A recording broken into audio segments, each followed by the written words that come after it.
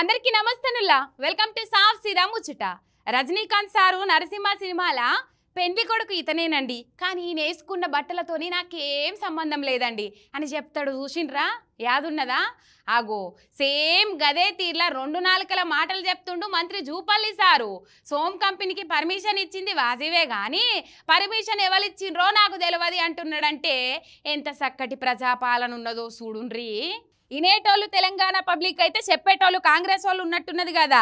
మే 21 నాడు మంత్రి Jupally Krishnarao press meet పెట్టి ఏమన్నాడు? తెలంగాణలో ఎసొంటి మద్యం కంపెనీలు కొత్తగా వ్యాపారం చేయడానికి దరఖాస్తులు పెట్టలేదు, అసొంటి ప్రచారం చేస్తే 100 కోట్ల రూపాయల పరువు నష్టం దావా వేస్తాం, ఖబర్దార్ అన్నడా లేదా? ఆగో ఇప్పుడు మళ్ళా నాల్క మర్రేసి ఏమంటున్నాడు?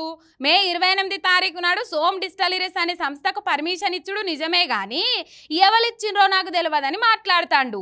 అంటే జనాలంతా పిచ్చోళ్ళ తీర్ల కనబడుతుర్రా వాళ్ళకు? పిల్లి కళ్ళు మూసుకొని బీరు తాగితే నన్ను ఎవ్వరు చూస్తలేరనుకుంటుర్రా ఎట్లా మరి? నిజంగానే జూపల్లి సార్కి ఏం తెలియదు, అంత సోమ్ కంపెనీ వాళ్ళే వచ్చిండ్రు. ఇక వాళ్ళే ఆబ్కారీ మంత్రి సంతకం తీసుకున్నారు, ముఖ్యమంత్రికి కూడా ఏం తెలియదు. వాళ్ళే కంపెనీ పెట్టిరు, వాళ్ళే బ్రాండ్ షాపులకు మంది సప్లై చేస్తాండ్రు. పాపం జూపల్లి సార్కి ఏం తెలియదు, అసలు సర్కారు వాళ్ళకు కూడా ఏం తెలియదు. అంత కంపెనీలే నడిపిస్తున్నాయి అన్నట్టు ఆబ్కారీ శాఖను. మరి ఈ మాత్రం దానికి ఇల్లెందుకు అంటారా?